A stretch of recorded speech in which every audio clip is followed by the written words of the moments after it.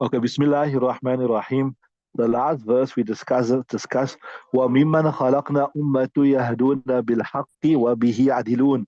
And from amongst them we created وَمِمَّنْ خَلَقْنَا, from amongst what created أُمَّةُ, are such people يَهْدُونَ بِالْحَقِّ, they are guided by the truth, وَبِهِ يَعْدِلُونَ, and what is they make the decisions right. So I told you this verse means that in all times from now till Qiyamah there will always be that group that's on truth, expounding the truth. لا يزال طائفة من أمتي ظاهرين الحق, right? So there's no excuse at any point in time where a person can say we don't have authentic ulama. There are authentic ulama. There are, every point in time there will be those ulama that will speak and right, expound upon the haq, right? That was the previous verse. The new verse we're going to do today. وَالَّذِينَ كَذَّبُوا بِآيَاتِنَا سَنَسْتَدْرِجُهُم مِّنْ حَيْثُ لَا يَعْلَمُونَ. Those people, كَذَّبوا, they deny our signs. سَنَسْتَدْرِجُهُم, we will draw them slowly towards our azab. مِنْ حَيْثُ لَا يَعْلَمُونَ, from where they do not know, they do not perceive even, right? You got it.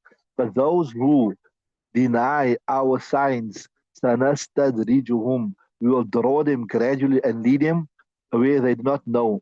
So the next verse has provided answer to a common question which bothers the minds of many Muslims. If prosperity and progress can only be achieved by following the way of the truth and justice, then why the non-Muslim nations of the world are seen more prosperous, more advanced, and more powerful while they are very far from the truth?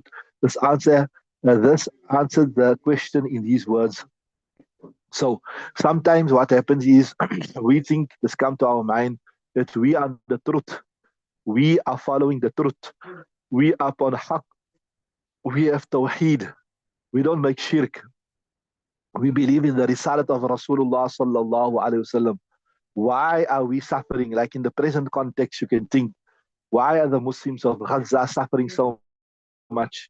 They are upon the truth. They are upon haqq. And if you look at the evil Zionist forces, etc., they are on batil. So why do the Muslims have to suffer? So here Allah Ta'ala answers this question. He says, look, the verse answers this question. This was, for those, وَالَّذِينَ كَذَّبُوا بِآيَاتِنَا, right, we shall let them be drawn gradually towards the punishment. سَنَسْتَدْرِجُهُمْ, we will draw them gradually مِنْ حَيْثُ لَا يَعْلَمُونَ, from areas they do not perceive. That is to say, Allah Ta'ala does not punish those who reject the signs or verses of Allah Ta'ala immediately for their sinful acts. Allah Ta'ala don't grab them immediately. He, out of His wisdom and mercy, lets them enjoy their worldly life for a while, and then He draws them to their ignominious end as gradual as they not know of their being led to the ill fate. So slowly, slowly He draw them. The present prosperity and progress of the Muslims should not therefore deceive people because of their prosperity. In fact, it is not something propitious for them. Rather, it is a kind of respite, a temporary period of relief before the execution of the punishment, which in Quranic terminology is called istidraj. So I told you, when you see something supernatural happening at the hands of a non-Muslim, or you see them enjoying prosperous conditions, etc., it is not because Allah Ta'ala favoring them. It is because Allah Ta'ala is, like how we say in English, giving them a rope to hang themselves. It's called istidraj. Istidraj is a more powerful punishment in disguise. The most essential element of istidraj is that a person is not punished for his evil deeds immediately. The more he increases in the evil deeds, the more he increases in prosperity and worldly possessions, which prevents him from having a sense of guilty and taking a warning against his crimes. Consequently, he is deprived of turning in repentance to Allah Ta'ala and save himself from the everlasting punishment. So because he is not taken to task immediately, he thinks he's well off, that no, I'm enjoying good conditions, I'm enjoying present conditions, I'm okay. So he continues with his heedlessness, he continues with his apathy, but this only increases him in disobedience. This perverted state of mind makes one take illness as health and poison as a remedy. He is led to go on with his perverted life until death overtakes him and draws him to the eternal chastisement. So he continues with his perverted way and he dies in this condition. So this is it's not a boon, it is a punishment, it is a rope to hang himself. The Holy Quran has made mention of istidraj in many other verses. It is said in Surah An'am, another verse that expounds upon the same theory.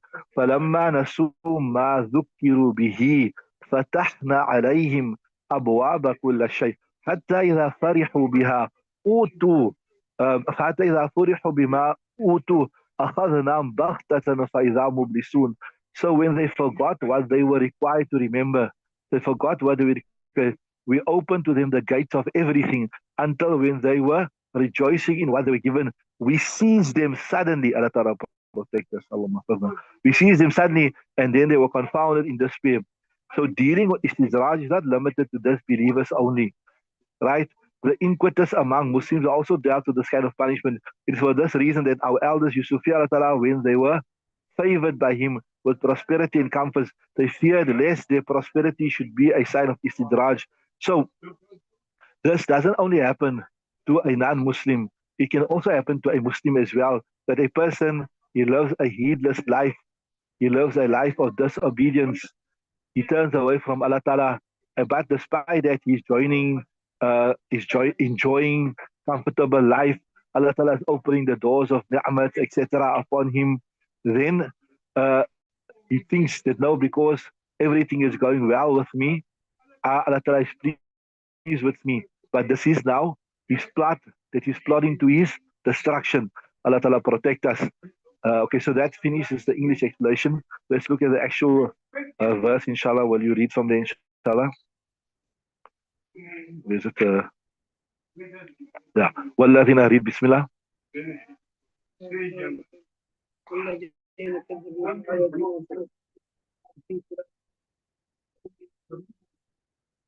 Okay, so there's another verse there.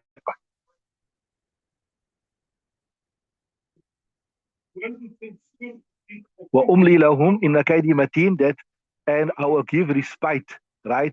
In the كَيْدِي مَتِينٌ, verily my plot to them is firm.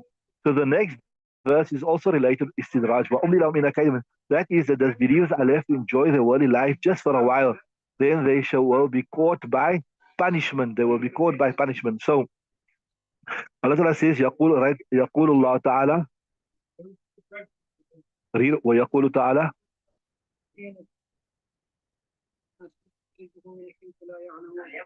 ومعناه انه يفتح لهم ابواب الرزق ووجوه المعايش في الدنيا حتى يغتروا.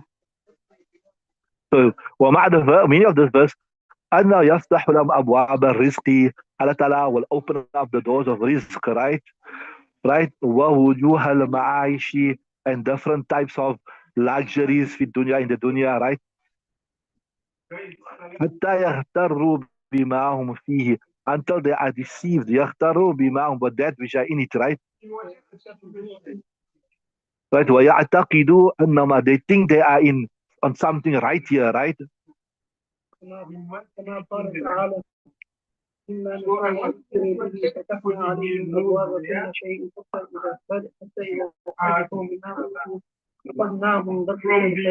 Right. فَلَمَّا نَسُوا مَا ذُكِّرُوا بِهِ, and so Allah Ta'ala gives another verse expounding the same meaning.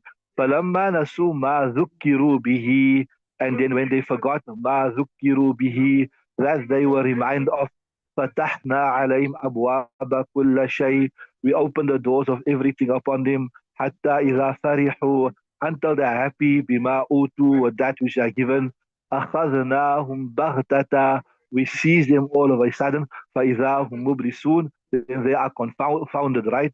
Carry on.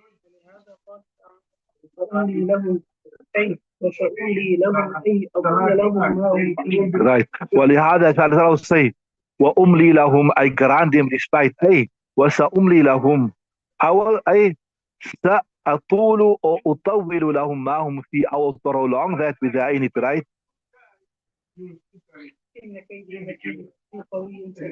Right. Inna kaydi mateen, verily my plan is severe, my plan is solid, right? Qawiyun sadidun. Okay, we'll stop there. There's a new verse. We'll continue tomorrow, inshallah. Bas subhanakallah wa bihamdika, ashhadu an la ilaha illa anta, astaghfiruka.